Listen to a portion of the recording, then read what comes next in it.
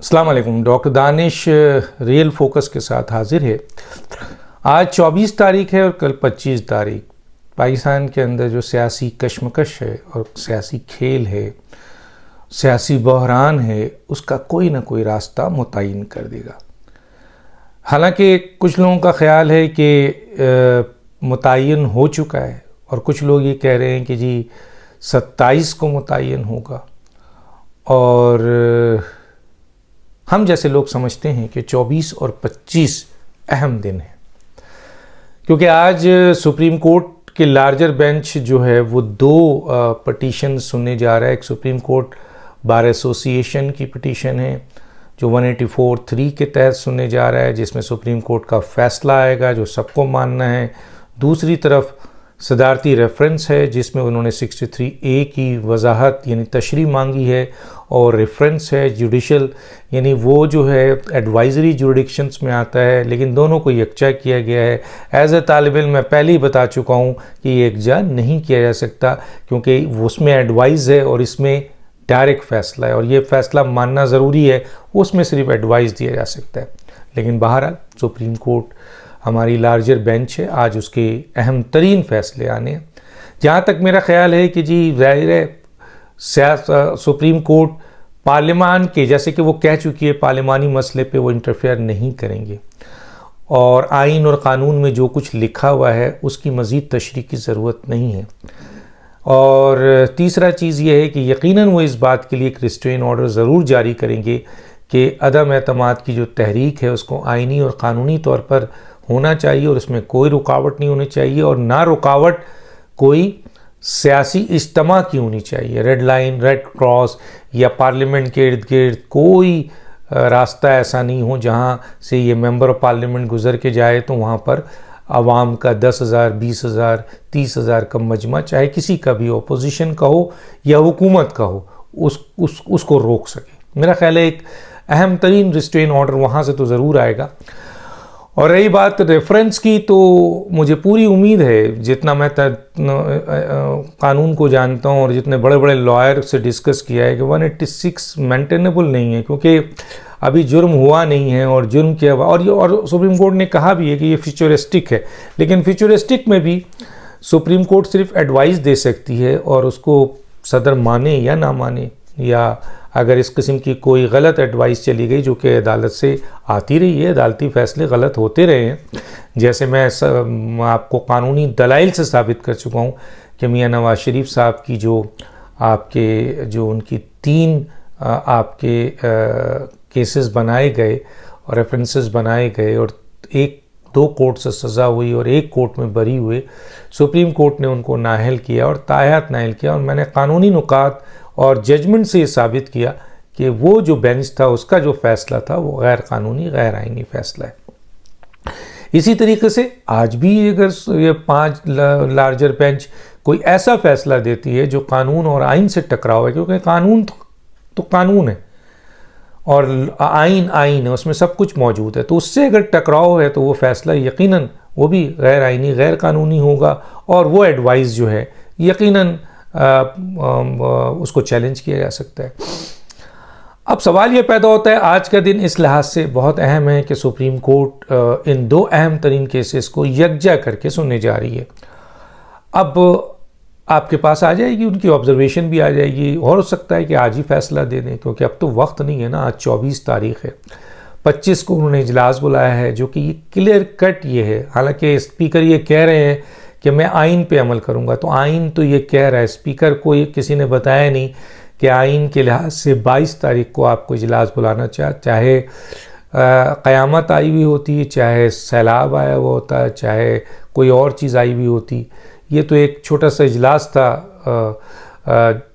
OIC का इजलास, जिसको किसी भी जगह पे कराया जा सकता था। बहरहाल पार्लियामेंट दिया, रिस्पेक्ट दी, इज़्ज़त दी, कन्वेंशन सेंटर है और बहुत सारे सेंटर हैं जहाँ पर 22 तारीख को ये इजलास हो सकता था कौमी असम्बली का। तो ये गैर आइनी काम कर चुके हैं स्पीकर, ये मैं बता दूं।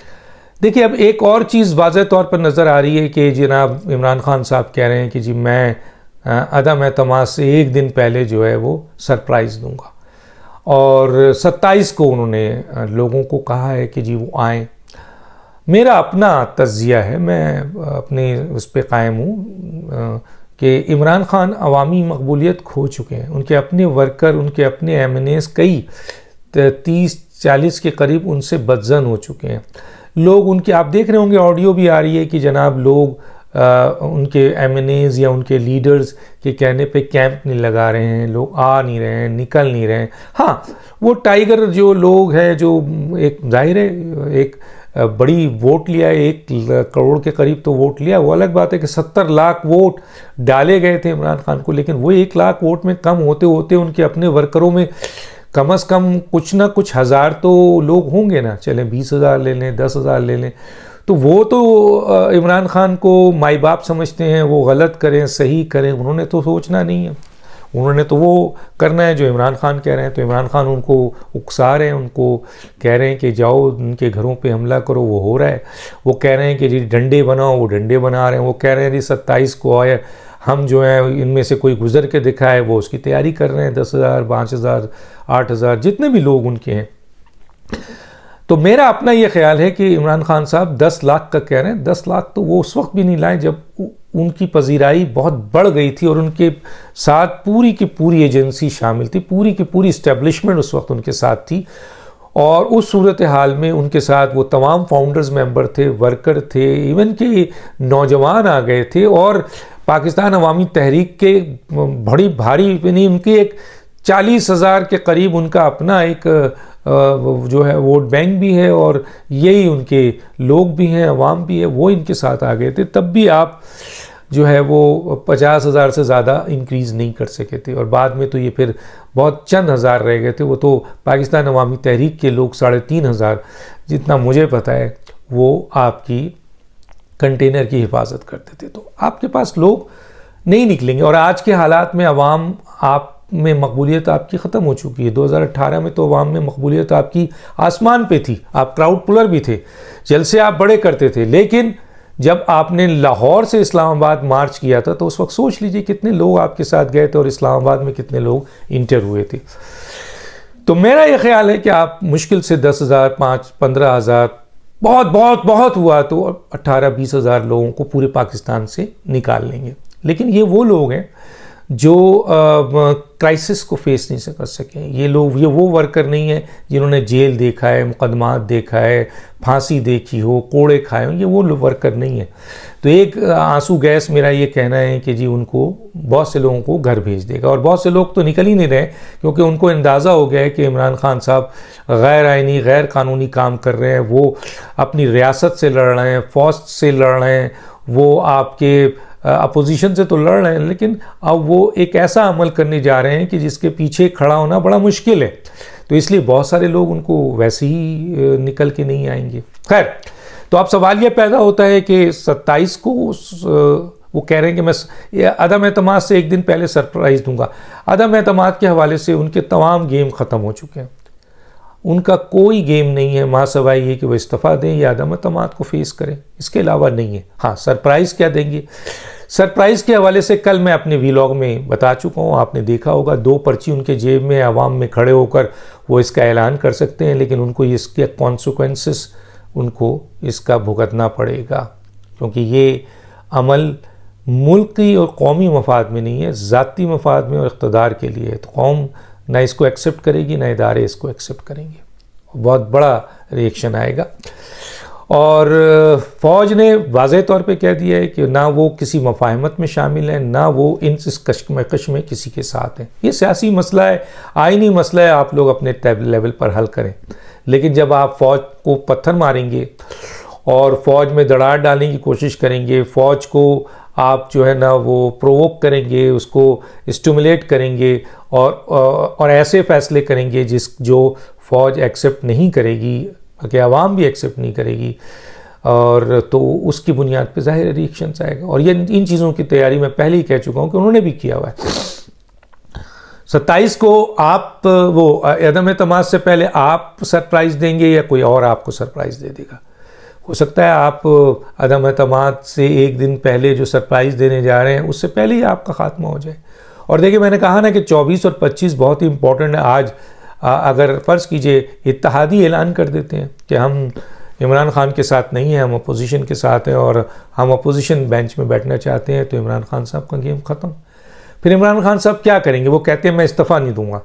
अगर आप इस्तीफ़ा नहीं देंगे तो क्या करेंगे बताइए? कानूनी आईनी अमल तो यही है कि आपसे इस्तीफ़ा लिया जाएगा, यानी सदर मुमलिकत आपको कहेंगे कि आप अक्सरियत साबित करें, आएँ पार्लियामेंट में, और या वरना आप फारिग हों, आप इस्तीफ़ा देंगे या आपसे इस्तीफ़ा लिया जाएगा। इसके अलावा और कोई रास्ता नहीं है। और अगर अब इत्तेहादियों ने, मैंने जैसे कहा कि 2 या 3 इत्तेहादी वाज़ेह ऐलान कर देते हैं, तो फिर तो सुप्रीम कोर्ट की भी ये ऑब्जर्वेशंस और ये एडवाइस और इन चीज़ों की भी अहमियत नहीं मैं बता चुका हूँ। तो गोया 27 या अदम एतमाद से एक दिन पहले जो आप सरप्राइज़ देने जा रहे हैं, उससे पहले हो सकता है कि आपको सरप्राइज़ मिल जाए, बहुत बड़ा सरप्राइज़ मिल जाए, और जिसके बाद कहानी मुकम्मल तौर पर ख़त्म हो जाए, जो नज़र आ रहा है। बाकी आप मुल्क की एक ऐसे उसमें बैठे हुए हैं ओहदे पे जिसको प्राइम मिनिस्टर का ओहदा कहा जाता है, उसकी रिस्पेक्ट भी है, उस ओहदे के साथ केयर किया जाता है, माफ़ कीजिएगा। तो आप उसके इख्तियारात को इस्तेमाल भी कर सकते हैं, लेकिन अब आप पर अदम एतमाद आया हुआ है। तो अगर आपने कोई ऐसा फ़ैसला किया जो बहुत बड़ा फ़ैसला हुआ, जो कौमी मफाद में नहीं हुआ, मुल्की मफाद में नहीं हुआ, इदारों के मफाद में नहीं हुआ, जमहूरियत के मफाद में नहीं हुआ, तो उसका नतीजा ये निकलेगा कि उसका रिएक्शन आएगा बहुत बड़ा, और वो फ़ैसला आपका टर्न डाउन हो जाएगा, ख़त्म हो जाएगा, सुप्रीम कोर्ट में भी चला जाएगा। तो वो बता देंगे कि आपने ये जो है वो अपने इक़्तिदार के लिए किया है, कोई बेसिक ग्राउंड्स नहीं है जो आप ये करें। चुनांचे आप अगर फ़ौज से टकराएंगे तो आपके ये जो 2 वो लोग हैं ना, शेख रशीद साहब और आपके फवाद चौधरी साहब और ऐसे और चंद लोग, वो भी आपका साथ छोड़ जाएंगे। मैं बता रहा हूँ, जिस तरह अभी पिछले दिनों अफवाज पाकिस्तान को आपके मीडिया सेल ने और आपके लीडर्स, चंद लीडर्स ने निशाना बनाया, उसके ऊपर ये जो लोग हैं शेख रशीद साहब और आपके फवाद चौधरी साहब, उनकी अंदर की गुफ्तगू सुने ना, वो क्या कह रहे हैं। वो डर गए, वो घबरा गए, उन्होंने कहा भाई ये क्या हो रहा है। इसकी बुनियाद पे तो वो भी इस्तीफ़ा दे के निकल जाएंगे। चंद वज़ीर तो इस्तीफ़ा लेके बैठे हुए हैं, और हो सकता है आज ये कल में आपको ऐलान सुनने को मिल जाए, आपको भी सरप्राइज़ मिल जाए कि कौन कौन सा वज़ीर आपको छोड़ चुका है। मैं नाम नहीं बताना चाहता, क्योंकि उन्होंने मुझसे कहा है कि जब तक हम इस्तीफ़ा ना दें तो नाम ना बताइएगा। मैंने कहा जी आप नाम इस्तीफ़ा दे देंगे तो नाम तो मार्केट में पहले ही आ जाएगा, लेकिन बहरहाल हमने कमिट किया, हम उसका ख्याल रखेंगे। 4 वज़ीर हैं जो इस्तीफ़ा लेके फिर रहे हैं। अब जो सूरत हाल आपके सामने है वो ये है कि मैंने बता दिया आपको कि इस तरीके से आपको करना है। अब एक चीज़ और भी है कि आज, जैसे मैंने कहा, आज का दिन बहुत इम्पॉर्टेंट है, तो इस सूरत हाल को देखना है। बज़ाहिर इमरान खान साहब गेम हार चुके हैं। आप कहते हैं कि मैं ना खेलूँगा न खेलने दूंगा, आपके पास सरप्राइज़ कुछ नहीं है, माँ सवाए जो आप आवाम को इकट्ठा कर कर आप समझ रहे हैं कि 10 लाख का मजमा पूरे पाकिस्तान से मूव होगा, तो फिर आप जाहिर है 10 लाख का मजमा के सामने आप खड़े होंगे तो आप बहुत बड़ी ताकत होंगे, अवामी ताकत। आपको पाकिस्तान की तारीख़ में बहुत ही कम ऐसा मौका होगा जब इतनी बड़ी तादाद में लोग खड़े होंगे। अगर आप 10 लाख का मजमा लें, मैं तो कहता हूँ 10 से 15 हज़ार भी नहीं होंगे। और वो हम देख रहे हैं कि जी आपके इतने जो जलसे 2-3 हुए, उसमें कहाँ कहाँ से पूरे वसाइल आपने इस्तेमाल किया, तब जाकर ये जलसा कंप्लीट हुआ, आपको भी पता है। लेकिन बहरहाल आपको जोम है और आप इस किस्म की स्टेटमेंट तो देते ही हैं, मैं इस्तीफ़ा नहीं दूंगा, मैं हुकूमत छोड़ दूंगा, मैं फलां कर दूंगा, मैं सरप्राइज़ दूंगा, मैं इनको सरप्राइज़ दूंगा, अदम एतमाद को उठा के फेंक दूंगा और मैं इनको सज़ा दूंगा, और मैं तो अब आखिरी दिन देखिएगा कितने लोग इनके साथ रह जाते हैं। तो ये जो आप सरप्राइज़ देना चाह रहे हैं वो आपके लिए भी सरप्राइज़ बन सकता है, और बज़ाहिर जो आप सरप्राइज़ देना चाह रहे हैं उसके लिए वो तादाद वहाँ मौजूद ही नहीं होगी और ना वो जगह आपको दिया जाएगा, और आपकी ये सरप्राइज़ से पहले सरप्राइज़ आ जाएगी, मैंने कहा। और उसका नतीजा यही है कि सिर्फ़ और सिर्फ ये है कि आपको इस्तीफ़ा देना है। इसके बावजूद कि सुप्रीम कोर्ट एडवाइस दे सदर को, कोई आपके फेवर में भी दे दे, तब भी आपको आइनी और क़ानूनी तौर पर पार्लियामेंट से कोई हेल्प नहीं मिलेगी, और असल खेल पार्लियामेंट का है। डॉक्टर दानिश को याद दीजिए। अल्लाह हाफ़िज़।